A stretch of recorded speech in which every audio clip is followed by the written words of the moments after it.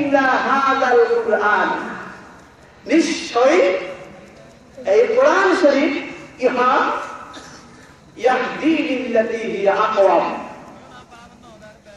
মানুষের জন্য হিদায়াত প্রাপ্ত হওয়ার জন্য জান্নাতের দৃশ্য। এটা কোরআনে কারীম একটি নূরুল লাকা ফিল আরদি ওয়া ফিস সামা, জমিন ও আকাশের মধ্যে একটি নূর। অবতীর্ণ হলেন সুবহানাল্লাহ।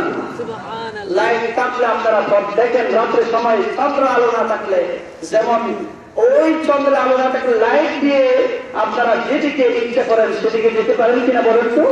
কোরআন শরীফ এমন একটি নূর যেটা জাহান্নামের অন্ধকারের পরিচয় দেয়, জান্নাতের যাওয়ার আলোর পরিচয় দেয়। সুবহানাল্লাহ। কিন্তু কোরআন শরীফ কারো সঙ্গে ঝগড়া করে না, আসল পথে কিন্তু দাওয়াত দিয়ে আহ্বান করে। 5 নম্বর 6 নম্বর বৈশিষ্ট্য হচ্ছে কোরআন কারীমের 6 নম্বর বৈশিষ্ট্য, এই সারা বছরের মধ্যে সর্বশ্রেষ্ঠ মাস হচ্ছে মাহে রমজানুল মুবারক। ঠিক কিনা বলুন? এই মাহে রমজানুল মুবারক মাসে কোরআন অবতীর্ণ হন। সুবহানাল্লাহ। বাংলাদেশের সর্বশ্রেষ্ঠ মাস যেহেতু রমজানুল মুবারক, সেহেতু সেই মাসে যেহেতু কোরআন নাযিল হয়েছে, 6 নম্বর বৈশিষ্ট্য কোরআন গুণাগুণ দেখেছেন এই জন্য। সুবহানাল্লাহ। 7 নম্বর বৈশিষ্ট্য রাতের ভিতরে অন্ধকার রাতের মধ্যে 7 নম্বর বৈশিষ্ট্য কোরআনের হচ্ছে এই সমস্ত অন্ধকারের ভিতরে আল্লাহ পাক অনেক রাত 360 রাত রেখেছেন। ঠিক কিনা বলুন? 360 রাতের মধ্যে একটা রাত লাইলাতুল কদর বলা হয়। সে রাত্রে আল্লাহ পাক জমিনের মধ্যে কোরআন অবতীর্ণ করেন। সুবহানাল্লাহ। যেহেতু 360 রাতের মধ্যে সর্বশ্রেষ্ঠ রাত লাইলাতুল কদর, সেহেতু সেই লাইলাতুল কদরে যেহেতু কোরআন নাযিল করেছেন, সেহেতু 7 নম্বরের বৈশিষ্ট্য কোরআন সবচেয়ে সর্বশ্রেষ্ঠ বিধান, সংবিধান বলেন। সুবহানাল্লাহ। একটু বলেন আমরা মুসলমান, সবাই আমরা মুসলমান, সব ভুলিল বলবো না আল্লাহর কুরআন, সব ভুলিল বলবো না আল্লাহর কুরআন। আমরা মুসলমান, সবাই আমরা মুসলমান, সব ভুলিল বলবো না আল্লাহর কুরআন। দুনিয়াতে যত বই আছে সব কোরআনের হবে না সমান, সব ভুলিল বলবো না আল্লাহর কুরআন, সব ভুলিল বলবো না আল্লাহর কুরআন। আসলে কোরআন কারীম ওই ওয়াসিরুল মুমিনিনা আল্লাযীনা, যারা মুমিন আল্লাহর প্রতি বিশ্বাস স্থাপন করেছেন, ঈমানদারের দায়িত্ব পালন করেছেন, আল্লাযীনা ইয়া'মালুনা সালিহাত, এবং নেক আমল করেন। সে পুরুষ হতে পারে, সে নারীও হতে পারে। এখানে 2 দলের কথা বলা হয়েছে। একদল কারিদা করে বলেননি সুবহানাল্লাহ। সুবহানাল্লাহ। আন্না লাহুম আজরান কাবীরা। দুনিয়ার উপরে কোরআনের প্রতি কোরআন মেনে সংবিধানের মধ্যে যদি জীবন গঠন করেন, জীবন পরিচালনা করেন, সমাজ পরিচালনা করেন, দেশ পরিচালনা করেন, তাহলে আল্লাহ রাব্বুল আলামিনের পক্ষে আপনারা কি পুরস্কার পাবেন জানেন? লাহুম আজরান কাবীরা। আল্লাহ পাক বলেন, তাদের কঠিন মুসিবতের সময়ে আমি রাব্বুল আলামিন তাদেরকে কঠিন মুসিবত দায়ের করব না, তাদেরকে সেই দিন আমি হুজুর কোসারের শরবত পান করাবো।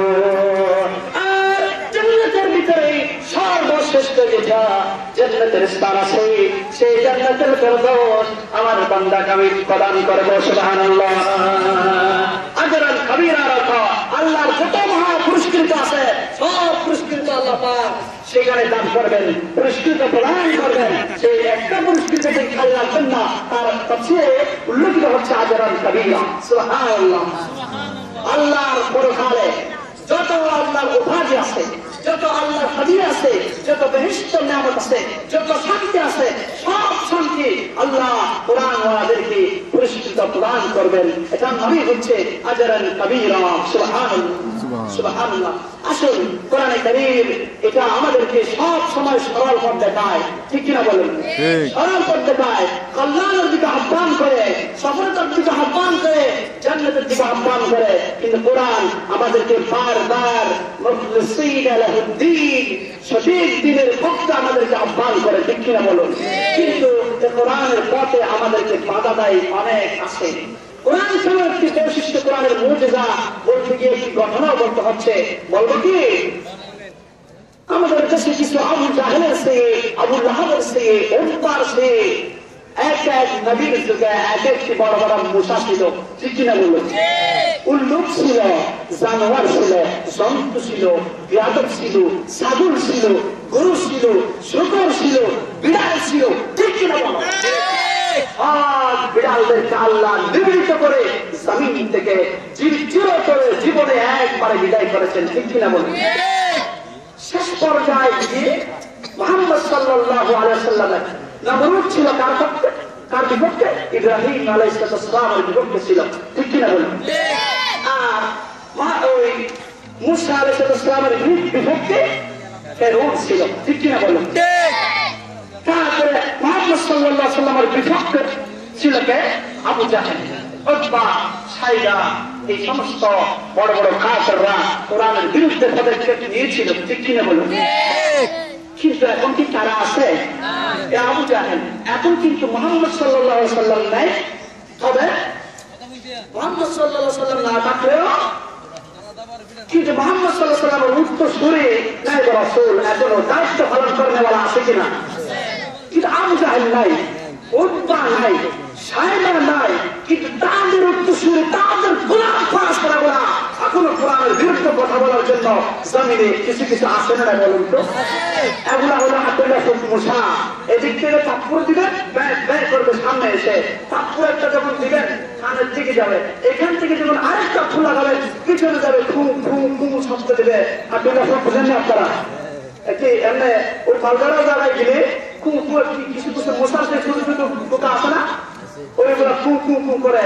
এই সমস্ত কোরআন বিপরীত দলগুলা এখন আসে না, কোরআন বিপরীত